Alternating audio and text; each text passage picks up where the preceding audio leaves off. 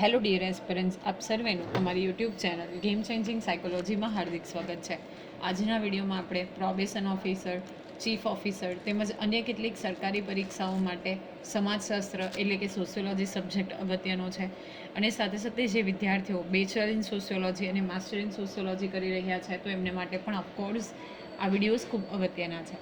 અને એ અંતર્ગત આપણે જે પ્રોબેશન ઓફિસરનો નવો સિલેબસ છે એમાં સમાજશાસ્ત્ર ટોપિકમાંથી ઓલમોસ્ટ 33 માર્ક્સ જેટલું વેટેજનું પૂછાવાનું છે. અને અંતર્ગત ખૂબ અગત્યનું ચેપ્ટર કહી શકાય સમાજશાસ્ત્રીય સિદ્ધાંતો, અને એમાં પણ આપણે ઉત્ક્રાંતિવાદની ડિટેલમાં ચર્ચા કરી રહ્યા છે. તો ઉત્ક્રાંતિવાદ રિલેટેડ જો અગાઉના વિડીયોઝ તમે જોયા ન હોય તો પ્લેલિસ્ટમાં જઈને એ વિડીયોઝ પણ તમે ચેક કરી લેજો.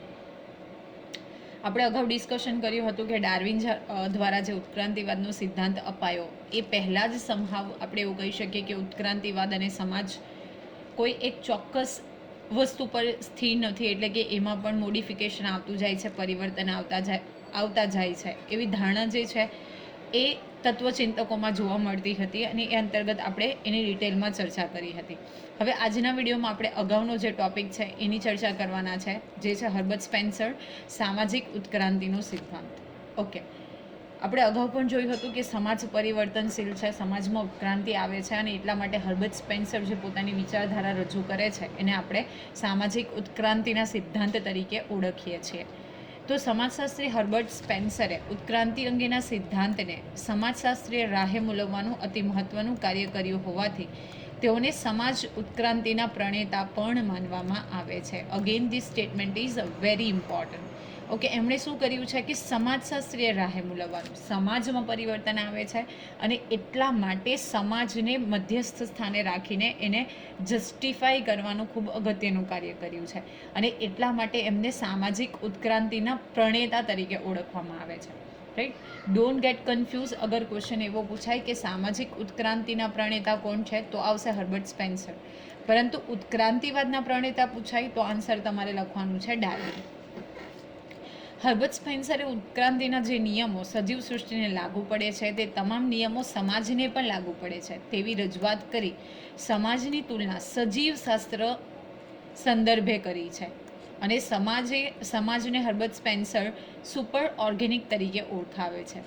બે વસ્તુ અહીંયા પણ ખૂબ અગત્યની છે. એ પોતે એવું પ્રતિપાદિત કરે છે કે જે નિયમો સજીવની સૃષ્ટિને લાગે છે, ઓકે, સજીવોની સૃષ્ટિની આપણે વાત કરીએ તો આપણે જોયું કે બાળક નાનું હોય ત્યાંથી લઈને પુખ્ત અવસ્થા સુધી પહોંચે તો એમાં વિકાસ થાય છે, એમાં પરિવર્તન આવે છે, તો એ એક સજીવ સૃષ્ટિ છે. રાઈટ, તો જે નિયમો સજીવ સૃષ્ટિને લાગે છે એ બધા જ નિયમો જે છે એ સમાજને પણ લાગુ પડે છે. મેં અગાઉના વિડીયોઝમાં પણ કીધું હતું કે જ્યારે આપણે આદિમ યુગની વાત કરીએ, આદિ સંસ્કૃતિની વાત કરીએ તો એ સમયે જે આદિમાનવો હતા એક જૂથમાં રહીને દે વર ગેધરર એન્ડ હન્ટર્સ, મતલબ એક જૂથમાં રહેતા હતા અને શિકારી હતા. સમય જેમ જેમ બદલાતો જાય છે તેમ તેમ તમે જુઓ છો કે ઘણા બધા જે રાજ્ય છે એ અસ્તિત્વમાં આવે છે, ગણ રાજ્યો અસ્તિત્વમાં આવે છે.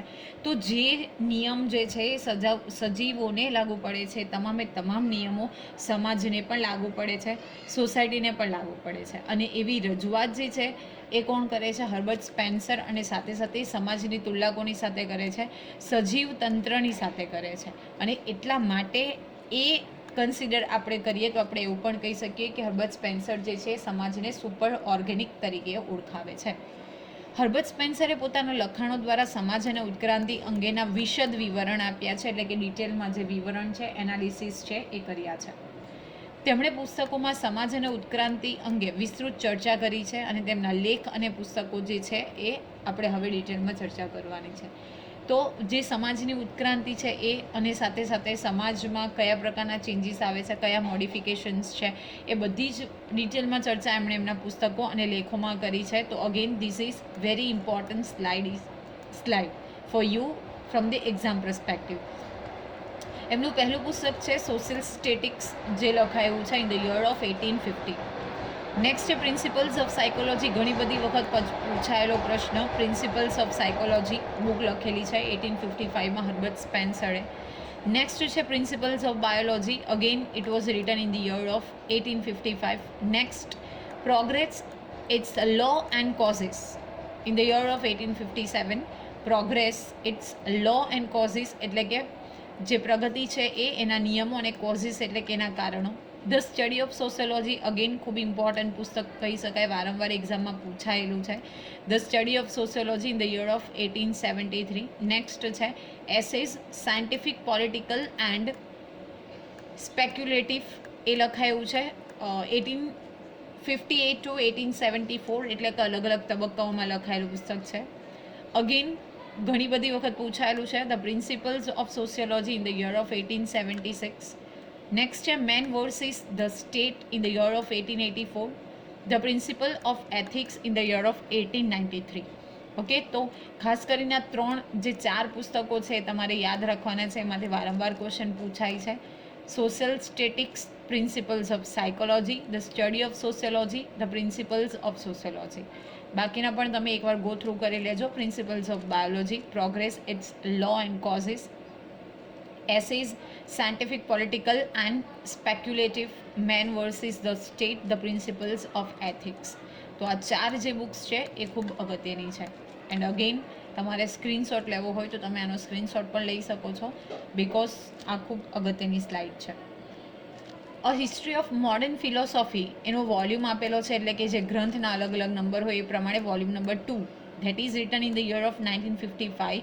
હેરોલ્ડ હોફડિંગ નોંધે છે કે ચાર્લ્સ ડાર્વિનનું પુસ્તક ધ ઓરિજિન ઓફ સ્પીસીસ, આપણે અગાઉ પણ જોયું હતું, બહાર પાડ્યું એના 1 વર્ષ અગાઉ હર્બર્ટ સ્પેન્સરે ઉત્ક્રાંતિવાદ અંગેના વિચારોની કલ્પના કરી લીધી હતી. જો અગેન આપણે એવું માનીએ છીએ કે ઉત્ક્રાંતિવાદના પ્રણેતા જે છે ચાર્લ્સ ડાર્વિન છે, પરંતુ હેરોલ્ડ હોફડિંગ જે છે એ એવું લખે છે, એમની એક પુસ્તક છે history of modern philosophy volume number 2માં, કે ચાર્લ્સ ડાર્વિનનું પુસ્તક જે છે ઓરિજિન ઓફ સ્પીસીસ એ બહાર પડે છે એના 1 વર્ષ અગાઉ ઓલરેડી હર્બર્ટ સ્પેન્સરે શું કરી છે, તો ઉત્ક્રાંતિવાદ એટલે કે ઇવોલ્યુશન છે એના વિચારોની કલ્પના કરી લીધી હતી. ઓકે, ચાર્લ્સ ડાર્વિને પોતાના પુસ્તકની પ્રસ્તાવનામાં હર્બર્ટ સ્પેન્સરને પોતાના પુરોગામી માન્યા છે. પુરોગામી એટલે કે એમની અગાઉના. તો એ પોતે પણ જ્યારે પુસ્તકની પ્રસ્તાવના લખે છે, ઓકે, ત્યારે પોતાને હર્બર્ટ સ્પેન્સરને પોતાના શું માને છે, તો પુરોગામી તરીકે માને છે. આ બાબતથી સ્પષ્ટ થાય છે કે હર્બર્ટ સ્પેન્સરના ઉત્ક્રાંતિવાદ અંગેના વિચારો ચાર્લ્સ ડાર્વિનના સિદ્ધાંત પહેલેથી જ જાણીતા હતા. ભલે ચાર્લ્સ ડાર્વિનનું નામ આપણે નોંધીએ છીએ કે ઉત્ક્રાંતિવાદના પિતા તરીકે ચાર્લ્સ ડાર્વિનને આપણે ઓળખીએ છીએ, પણ સમહાવ જ્યારે આપણે ડિટેલમાં સ્ટડી કરીએ તો વી કમ ટુ નો કે ભલે એમના જે વિચારો છે, ઓકે, કોના ડાર્વિનના, એમણે સિદ્ધાંત આપ્યો, પરંતુ હર્બર્ટ સ્પેન્સરે ઓલરેડી એમની પહેલેથી જ ઉત્ક્રાંતિવાદ અંગેના વિચારો જે છે એ આપી દીધા હતા. એમ માનવું ભૂલ ભરેલું છે કે હર્બર્ટ સ્પેન્સરનું ઉત્ક્રાંતિવાદી તત્વજ્ઞાન ચાર્લ્સ ડાર્વિનના ઉત્ક્રાંતિવાદની અસર હેઠળ હતું. એટલે જો ઘણા લોકો એવું માને છે, એવું મંતવ્ય છે કે ચાર્લ્સ ડાર્વિન જે છે એ પ્રણેતા છે અને હર્બર્ટ સ્પેન્સરનું જ્ઞાન છે એ એની અસર હેઠળ હતું, એટલે કે એમણે ચાર્લ્સ ડાર્વિનના નોલેજથી પ્રભાવિત થઈને બુક્સ લખી છે કે એમને પોતાના વિચાર રજૂ કર્યા છે, તો that is completely wrong.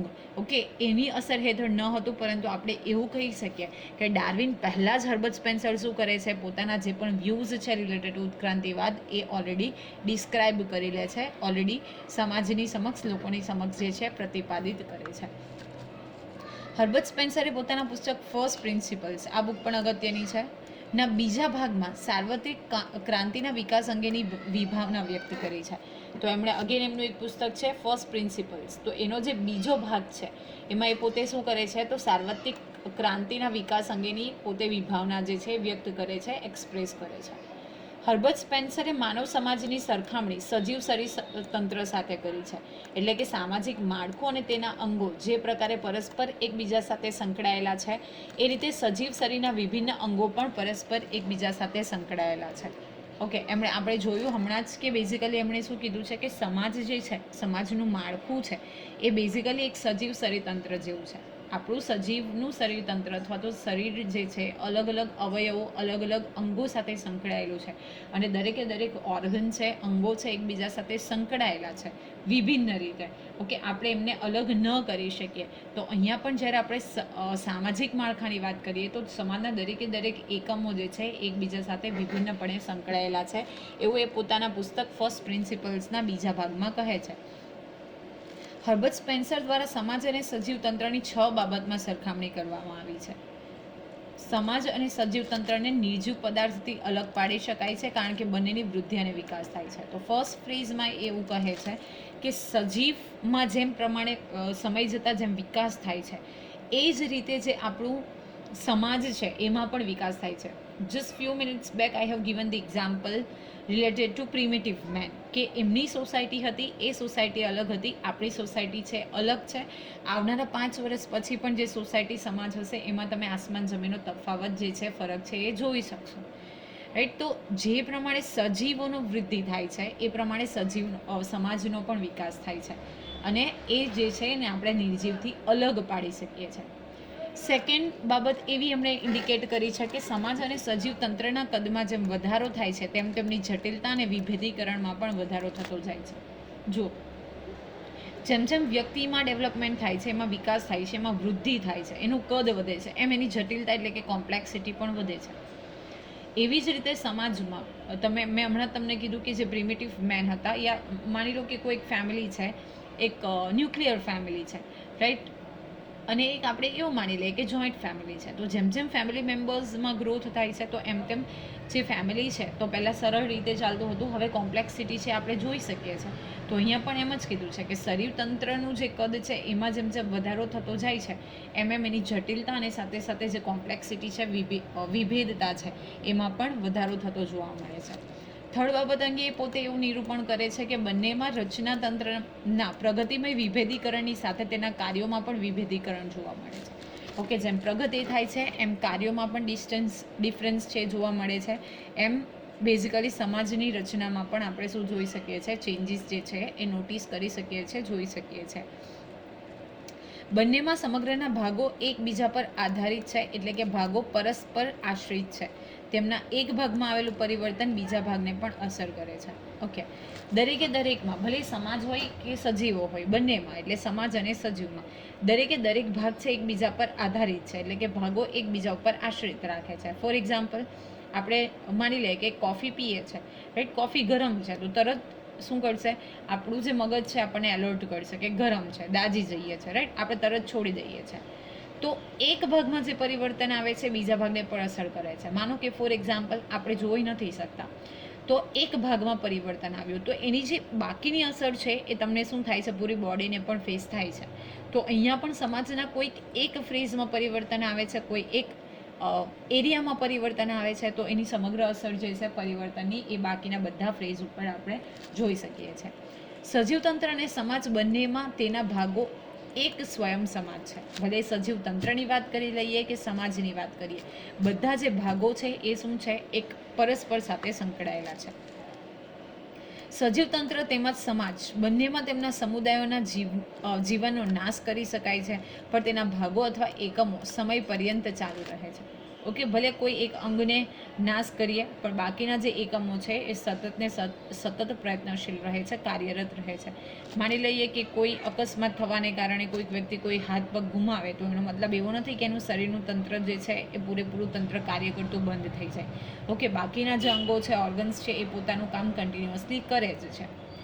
Herbert Spencer સમાજની તુલના સજીવ તંત્ર સાથે કરતા સ્પષ્ટ કરે છે કે જેમ શરીર તંત્રના વિભિન્ન અવયવો પરસ્પર એકબીજા સાથે કાર્યકારણના સંબંધથી જોડાયેલા છે, એ જ રીતે માનવ સમાજના વિભિન્ન અંગો પરસ્પર એકબીજા સાથે કાર્યકરણના સંબંધથી જોડાયેલા છે, વર્ક એન્ડ કોઝથી. ઓકે, મેં તમને હમણાં જ એક્ઝામ્પલ આપ્યું કે દાજી ગયા આપણે, એટલે આપણે શું કરી દીધું કે ચા કે કોફીને પીવાનું બંધ કરી દીધું. તો કારણ શું છે કે દાજી ગયા, અને કાર્ય શું કર્યું, આપણે રિસ્પોન્સ શું કર્યું કે એ જે કપ છે એ આપણે નીચે મૂકી દો. એવી જ રીતે સમાજના જેમ શરીરના બધા ઓર્ગન છે એકબીજા સાથે સંકળાયેલા છે, એમ સમાજ પણ એકબીજાની સાથે કાર્યકારણના સંબંધથી જોડાયેલો છે. સજીવ તંત્રની માફક સમાજનો વિકાસ પણ સતત ચાલ્યા કરે છે. સામાજિક વિકાસની આ પ્રક્રિયા અવિરતપણે અને નિરંતર ચાલે છે. એટલે કે કોઈ એક ચોક્કસ ફ્રેઝ પછી જે પ્રોસેસ છે અટકી નથી જતી, કન્ટિન્યુઅસલી આ જે પ્રોસેસ છે વિકાસની એ શું કરે છે, નિરંતરપણે ચાલ્યા કરે છે. હર્બર્ટ સ્પેન્સરના મત મુજબ ઉત્ક્રાંતિ અથવા વિકાસ એટલે વિભેદીકરણ. એ પોતે વિભેદીકરણની વ્યાખ્યા આપતા શું કહે છે કે ઉત્ક્રાંતિ થવી અથવા તો વિકાસ થવો એટલે કે વિભેદીકરણ. એટલે કે ઉત્ક્રાંતિનો પથ સાદા રચના તંત્ર પરથી જટિલ રચના તંત્ર તરફનો હોય છે. આપણે હમણાં જ જોયું કે રચના તંત્ર જેમ નાનું ફેમિલી હોય, રાઈટ, તો એ સાદું રચના હોય. પરંતુ જટિલ, માની લઈએ કે પહેલાં જ મેં તમને કીધું કે પ્રિમિટિવ મેનની આપણે વાત કરીએ તો એમની જે રિક્વાયરમેન્ટ્સ હતી એકદમ લિમિટેડ હતી, તો એ that was very simple. But જ્યારે આજની આપણે વાત કરીએ છીએ તો ઘણી બધી કોમ્પ્લેક્સિટી જે છે એ આપણે જોઈ શકીએ છીએ. એકરૂપતામાંથી વિભેદીકરણ તરફનો હોય છે. અહીં પ્રશ્ન એ ઉદ્ભવે છે કે વિભેદીકરણ માટે કયું પરિબળ જવાબદાર છે? હર્બર્ટ સ્પેન્સર માટે વસ્તીના દબાણને જવાબદાર ગણે છે, જે પ્રતિપાદિત કરે છે કે હર્બર્ટ સ્પેન્સર થોમસ રોબર્ટ માલ્થસના વસ્તી વિષયક સિદ્ધાંતને પરિવર્તનના વાહક તરીકે મૂલવે છે. આપણે અગાઉના વિડીયોમાં જોયું હતું કે થોમસ રોબર્ટ માલ્થસ જે છે વસ્તી વિષયક સિદ્ધાંત આપે છે. અહીંયા પણ લખેલું છે કે જ્યારે આપણે વિકાસની વાત કરીએ છીએ, ઉત્ક્રાંતિની વાત કરીએ છીએ, ત્યારે વસ્તીનું દબાણ જે છે એ પણ ખૂબ અગત્યનો ભાગ ભજવે છે. મેં તમને અગાઉના વિડીયોમાં પણ કીધું હતું કે જે આપણી લિમિટેશન્સ છે, રિસોર્સિસ છે, આપણા રિસોર્સિસ છે દે આર વેરી લિમિટેડ. જ્યારે આપણે આપણી વિશીસની વાત કરીએ, ડિઝાયર્સની વાત કરીએ, રિક્વાયરમેન્ટ્સની વાત કરીએ તો દેટ આર અનલિમિટેડ. તો લિમિટેડ સોર્સિસ છે એની સામે અનલિમિટેડ ડિઝાયર્સને ફૂલફિલ કરવા માટે that was very crucial task. તો અહીંયા પણ જે વસ્તીનું દબાણ છે એને હર્બર્ટ સ્પેન્સર મુખ્ય જવાબદાર ગણે છે. આ પ્રશ્ન પણ વારંવાર એક્ઝામમાં પૂછાયેલો છે કે વસ્તી વિષયક સિદ્ધાંત જે છે એ કોણે પ્રતિપાદિત કર્યો છે? તો આન્સર યાદ રાખવાનો છે હર્બર્ટ સ્પેન્સર થોમસ રોબર્ટ માલ્થસ નામના જે વિદ્વાન છે એમણે વસ્તી વિષયક સિદ્ધાંત આપ્યો છે. સ્પેન્સરના મત મુજબ ઉત્ક્રાંતિ એટલે નિશ્ચિત દિશા તરફનો વિકાસ. આપણે અગાઉ પણ જોયું હતું કે નિશ્ચિત પગથિયા, નિશ્ચિત દિશા તરફનો આપણે વિકાસ કરીએ એને આપણે ઉત્ક્રાંતિ કહીએ. ઓકે, તમે એક ફ્રેઝમાં જ્યારે વિકાસ કરતા હોવ તો એને ઉત્ક્રાંતિ કહેવાય. થોડી વખતે આપણે જો વે ચેન્જ કરી લઈએ તો એને આપણે ઉત્ક્રાંતિ ન કહીએ. સામાજિક ઉદ્વિકાસની શરૂઆત સાદા એટલે કે સિમ્પલ સમાજથી થાય છે. આ સાદા સમાજની વિશિષ્ટ લાક્ષણિકતા એ છે કે ત્યાં કોઈ નેતા નથી હોતો. આ માટે સ્પેન્સર એસ્કિમોનું ઉદાહરણ આપે છે. કદાચ તમને ખબર હશે એસ્કિમો વિશે. ઓકે, જો કોઈકને ખબર હોય કે આ એસ્કિમો શું છે તો તમે મને કમેન્ટ બોક્સમાં કમેન્ટ કરી શકો છો. આઈ ગેસ સોશિયલ સ્ટડીઝમાં પણ તમે જ્યારે 7th-8th સ્ટેન્ડર્ડમાં સ્ટડી કરતા હોય તો એસ્કિમોનું એક એક્ઝામ્પલ આપે છે. આ એક કમ્યુનિટીનું નામ છે, એક વસ્તીનું કમ્યુનિટી છે જે ઓકે એક સ્પેસિફિક રિજનમાં રહે છે. તો તમારે મને કહેવાનું છે. અને પ્લસ આ લોકો જે ઘરોમાં રહે છે તો એ ઘરને કયા નામે ઓળખાય છે જો તમને ખબર હોય તો તમે એની પણ કમેન્ટ કરી શકો છો. તો બેઝિકલી જો આપણે સાદા સમાજની વાત કરીએ તો એમાં કોઈ નેતા નથી હોતો. દરેક જે લોકો છે એ પોતપોતાની રીતે જે પોતાનું જીવન છે એ ગુજારે છે, વ્યક્ત કરે છે.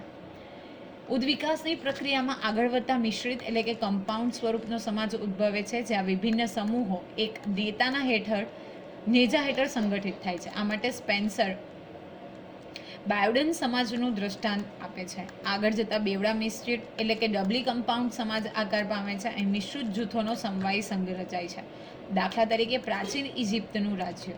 આ સમગ્ર રચનાને અંતતોગત્વા ત્રેવડો મિશ્રિત એટલે કે ટ્રેબલી કમ્પાઉન્ડ સમાજ ઊભો થાય છે. અહીં વિશાળ સામ્રાજ્યો અસ્તિત્વ પામે છે અને સમાજ પ્રગતિ કરતો રહે છે. તો સૌપ્રથમ એક સિમ્પલ સમાજ છે. ઓકે, એના પછી શું થાય છે કે કમ્પાઉન્ડ ધીમે ધીમે જે કોઈ એક સ્ટેટ છે, માની લે કે આ સ્ટેટ છે તો એનો એક લીડર બને છે. ઓકે, તો એ શું છે તો એક નેતાના હેઠળ એ વર્ક કરે છે. ઓકે, જેને આપણે બાયોડન સમાજ તરીકે એને એક્ઝામ્પલ આપ્યું છે, એટલે કે બેવડા મિશ્રિત સમાજ. પછી જે મિશ્રિત જૂથો છે એનું એક ગ્રુપ બને છે અને સમવાયી સંઘ રચાય છે, જેનું ઉદાહરણ છે પ્રાચીન ઇજિપ્તનું રાજ્ય. અને આ ક્રિયાને અંતતોગત્વા તેવડો મિશ્રિત જે સમાજ છે ઉદ્ભવે છે અને એ રીતે સમાજ જે છે પ્રગતિ કરતો રહે છે. હર્બર્ટ સ્પેન્સરે સામાજિક ઉત્ક્રાંતિ અંગેના ખ્યાલ દ્વારા સ્વૈચ્છિક સહકારના અનુસંધાનમાં લશ્કરી સમાજ તેમજ ઔદ્યોગિક સમાજ અંગેની વિસ્તૃત ચર્ચા કરી છે, જે અંતર્ગત માનવ સમાજ જંગલી અવસ્થામાંથી સભ્ય સમાજ તરફ ગતિ કરે છે. બર્બર યુગમાંથી લશ્કરી સમાજનો ઉદ્ભવ થાય છે. જો આપણે લશ્કરી સમાજની વાત કરીએ તો they have proper rules and regulations. Okay, તો જે જંગલી અવસ્થા ઇન સેન્સ કે જ્યાં કોઈ પણ પ્રકારની પ્રોપર મેનેજમેન્ટ નથી, રૂલ્સ રેગ્યુલેશન્સ નથી, ત્યાંથી સમાજ પ્રગતિ કરી અને બેઝિકલી એક લશ્કરી સમાજનો ત્યાં ઉદ્ભવ થાય છે, જેમાં ફરજિયાત સહકાર પર ભાગ મૂકવામાં આવે છે. વ્યક્તિ રાજ્યના કલ્યાણ અર્થે અસ્તિત્વ ધરાવે છે. અર્પિત દરજ્જાનું પ્રાધાન્ય જોવા મળે છે. ત્યારબાદ ઔદ્યોગિકતા તરફ આગળ વધે છે. ઔદ્યોગિક સમાજમાં પ્રાપ્ત દરજ્જાને પ્રાધાન્ય અપાતું હોવાથી સત્તાનું વિકેન્દ્રીકરણ થાય છે. ઓકે, આપણો જે દરજ્જો છે, જે પોઝિશન છે, that is very important now in days also. Right. તો એમાં શું થાય છે, સત્તાનું વિકેન્દ્રીકરણ થાય છે. ના અગેન 2 ટર્મ્સ છે, સત્તાનું કેન્દ્રીકરણ અને સત્તાનું વિકેન્દ્રીકરણ. સત્તાનું કેન્દ્રીકરણ એટલે કે કોઈ એક વ્યક્તિના હાથમાં સત્તા હોવી, અને સત્તાનું વિકેન્દ્રીકરણ એટલે કે સત્તાની વહેંચણી કરવી. ફોર એક્ઝામ્પલ, કોઈ ટ્રસ્ટ છે, ઓકે, તો એ મેનેજિંગ ડિરેક્ટર બનાવશે. ઓકે, આપણે કોઈ સ્કૂલની વાત કરીએ તો ત્યાં પહેલાં ટ્રસ્ટ હશે, મેનેજિંગ ડિરેક્ટર હશે, એની નીચે પ્રિન્સિપલ્સ હશે, પ્રિન્સિપલ્સની નીચે કોઓર્ડિનેટર્સ હશે, એની નીચે ટીચર્સ હશે, રાઈટ. તો સત્તાનું વિકેન્દ્રીકરણ કરવામાં આવે છે. આપણે ભારતના પરિપ્રેક્ષ્યમાં પણ વાત કરીએ તો આપણે સૌથી પહેલાં બંધારણ, પછી રાષ્ટ્રપતિ આવશે, પછી વડાપ્રધાન આવશે, પછી મંત્રીમંડળ આવશે, લાઈક ધેટ. લશ્કરી સમાજમાંથી ઔદ્યોગિક સમાજ તરફની ગતિ સંપૂર્ણ સંતુલિત સમાજ અંગેની સ્થાપના તરફની પૂર્વ શરત છે. પરિવર્તનની પ્રસ્તુત પ્રક્રિયા દ્વારા માનવીની અપ્રગટ શક્તિઓનો વિકાસ પામે છે. પરિણામે સમાજમાં સુગ્રથન અને વિભેદીકરણ સર્વોચ્ચ કક્ષાએ પહોંચે છે. પરિણામ સ્વરૂપે સમાજ અને વાતાવરણ વચ્ચે, સમાજ વચ્ચે, સમાજના વિવિધ જૂથો વચ્ચે અને સમાજના વિવિધ પરિબળો વચ્ચે સંતુલન જોવા મળે છે. સો બેઝિકલી એક સમાજથી બીજા સમાજ વચ્ચે, સમાજના વિવિધ જે જૂથો છે, ગ્રુપો છે, એની વચ્ચે વિવિધ પરિબળો છે, એની વચ્ચે આપણે શું જોઈ શકીએ છીએ, તો સંતુલન જોઈ શકીએ છીએ. આ ઉત્ક્રાંતિ બાદ વિઘટન સર્જાય છે, અને પછી એનું શું થાય છે, વિઘટન થાય છે, ઉત્ક્રાંતિ થાય છે, ડેવલપમેન્ટ થાય છે, અને સમાજમાં નવી વ્યવસ્થા ઊભી થાય છે, અને પાછી ઉત્ક્રાંતિની પ્રક્રિયા શરૂ થાય છે. આમ સ્પેન્સરના મત મુજબ સમગ્ર સૃષ્ટિ અને સમાજમાં લયાત્મક રીતે, એટલે કે એક લયને આધારે, એક ચોક્કસ આકૃતિ, ઓકે, લય, રિધમને આધારે ઉત્ક્રાંતિ અને વિઘટનની પ્રક્રિયા વારાફરતી ચાલ્યા જ કરે છે. જો જે વસ્તુ બને છે પછી એનું વિઘટન નિશ્ચિત છે. ફરીથી એમાં શું થશે, ફરીથી એમાંથી નવી જે સોસાયટી છે, નવી વસ્તુઓ છે, એ ડેવલપ થશે, રાઈટ. તો એક ચેઇન છે, એક લય છે, એક રિધમ છે, જેમાંથી ઉત્ક્રાંતિ થશે અને વિઘટન થશે. વિઘટન પછી ફરી ઉત્ક્રાંતિ થશે, અને આ જે ચક્ર છે, જે પ્રક્રિયા છે, એ હંમેશા કન્ટિન્યુઅસ ચાલતી રહે છે. તો આશા રાખું છું કે હર્બર્ટ સ્પેન્સરની જે થિયરી આપણે જોઈ એમાં તમને સમજ પડી હશે. જો વિડીયો પસંદ પડે તો વિડીયોને લાઇક કરી અને શેર કરવાનું ભૂલશો નહીં. અને આવા જ અવનવા વિડીયોની અપડેટ્સ મેળવવા માટે even you can subscribe our YouTube channel Game Changing Psychology. Thank you for watching the video. Have a nice day.